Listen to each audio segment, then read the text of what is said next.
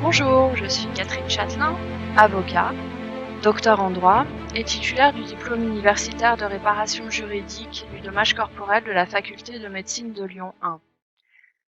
Aujourd'hui, je voudrais vous présenter ce qui se passe lorsqu'un mineur est placé en garde à vue. Pour être la plus claire possible, je me propose de faire une présentation synthétique, compréhensible par le plus grand nombre, sans vous noyer dans les détails. Ça veut dire que cette vidéo traite des cas les plus fréquents et n'envisage pas les cas particuliers où, par exemple, les délais sont plus longs, comme en matière de trafic de stupéfiants ou en matière de terrorisme, parce que ça pourrait faire l'objet d'une vidéo complète. Donc, si vous apprenez que votre fille ou votre fils, statistiquement, c'est en grande majorité les garçons qu'on retrouve en garde à vue, donc votre fils ou votre fille est en garde à vue, qu'est-ce qui se passe? Dès que le mineur est appréhendé par les services de police, à partir de 13 ans, parce que sinon en dessous, c'est une retenue et pas une garde à vue, l'enfant reçoit la notification des motifs de sa garde à vue, c'est-à-dire des infractions qui lui sont reprochées, et il reçoit donc en même temps la notif de ses droits durant cette garde à vue.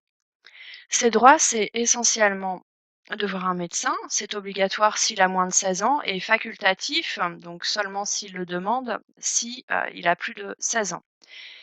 Ses droits, c'est également faire prévenir un parent ou un responsable, ce qui ne veut pas dire téléphoner lui-même.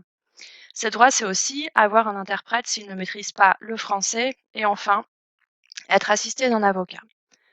Concernant l'avocat, avant, on n'intervenait que pour un entretien d'une demi-heure maximum. Maintenant, on assiste aussi aux auditions devant l'enquêteur. Mais attention, au stade de la garde à vue, on n'a pas la copie du dossier, donc on navigue à vue. On nous communique seulement le procès-verbal de notification des droits, ce qui fait qu'on ne connaît rien des conditions d'interpellation, de ce qui a pu être dit par d'éventuels co-auteurs. Et on n'a pas le droit de parler du fond du dossier à l'extérieur pendant le temps de la garde à vue, c'est strictement interdit par nos règles déontologiques et si on les enfreint, on risquerait une radiation.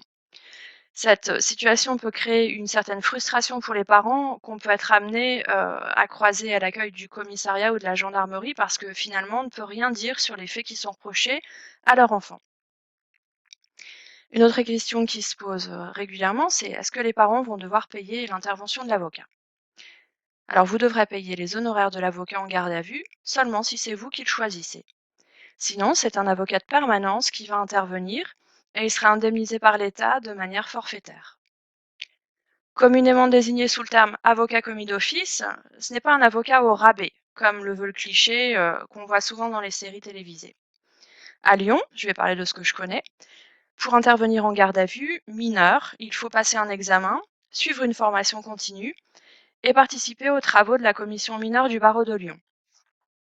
Donc l'intervenant auprès de votre enfant est un intervenant de qualité, il est formé aux droits des mineurs. Que dire sur la durée de la garde à vue? Dans une très large majorité des cas, on est sur un délai classique de 24 heures, 24 heures à partir du placement en garde à vue, 24 heures qui peuvent être renouvelées, 24 heures à nouveau, si et seulement si l'infraction est punie par plus de 5 ans d'emprisonnement. Exceptionnellement, pour les affaires graves comme le trafic de drogue par exemple, et en cas d'implication d'adultes, il peut y avoir une ou deux prolongations supplémentaires et la durée totale de la garde à vue peut atteindre 72 ou 96 heures. Le renouvellement doit être autorisé par le procureur de la République, qui est un magistrat du palais de justice. Durant le temps de la garde à vue, les services enquêteurs vont auditionner le mineur gardé à vue. C'est une audition qui est filmée, une mesure de protection. Et les enquêteurs vont tenir régulièrement informé le procureur de la République par téléphone. Et c'est le procureur de la République qui va décider des suites de la garde à vue. Ces suites, ça peut être, je vais aller du moins grave au plus grave. Premièrement, le mineur sort sans convocation, car on estime dès la garde à vue qu'il est clair qu'il n'est pas impliqué dans les faits qui sont reprochés. Deuxièmement, le mineur s'en tire avec un rappel à la loi fait par l'officier de police judiciaire. Troisièmement, le mineur est convoqué pour un rappel à la loi, cette fois-ci devant le délégué du procureur de la République en maison de justice et du droit. Quatrièmement, le mineur sort du commissariat avec une convocation devant le juge des enfants en vue d'une mise en examen. Donc le jugement se fera alors en deux temps. Premier temps, c'est la mise en examen, donc la date à laquelle le mineur est convoqué. Deuxièmement, le jugement qui se fera quelques mois plus tard et il recevra aussi une convocation. Le juge des enfants peut, entre ces deux audiences, donc mise en examen et jugement, désigner un éducateur pour suivre le mineur et voir comment il évolue. Ce délai, je trouve ça bien parce qu'il permet au mineur de faire ses preuves et de démontrer qu'il a bien évolué entre les deux audiences. Cinquièmement, au niveau des suites, le mineur peut faire l'objet d'un déferment, c'est-à-dire qu'il va, dès la fin de sa garde à vue, être présenté au juge des enfants, qui le mettra en examen et qui pourra mettre en place certaines mesures, comme un contrôle judiciaire ou lui administrer un éducateur. Et un autre juge, le juge des libertés et de la détention, pourra, dans les cas les plus graves, et si par exemple on se trouve devant un mineur qui multiplie les infractions graves, placer le mineur en détention provisoire ou en centre éducatif fermé. Sixièmement, dans les suites, le mineur peut être présenté devant un juge d'instruction. C'est l'hypothèse où on est dans le cas d'une enquête déjà en cours, ou bien si les faits nécessitent davantage d'investigation de la part des services enquêteurs. C'est réservé aux dossiers les plus graves. Là encore, le juge des libertés et de la détention peut être saisi et prononcer des placements en détention provisoire ou en centre éducatif fermé. Quand j'interviens en tant qu'avocat d'enfant, j'ai souvent en face de moi des parents qui sont stressés par rapport à l'avenir de leur enfant. Je peux les conseiller au vu du dossier sur les suites possibles et sur ce qu'il faut mettre en place selon les cas.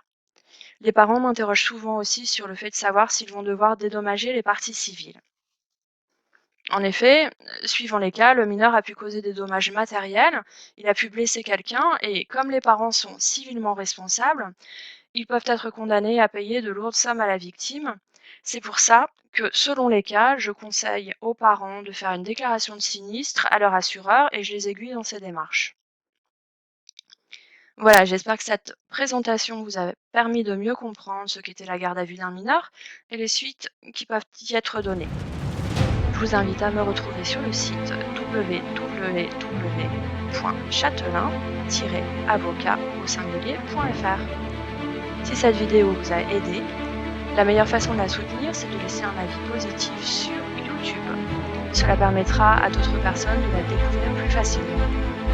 Vous pouvez aussi vous abonner afin de recevoir les nouvelles vidéos. À bientôt!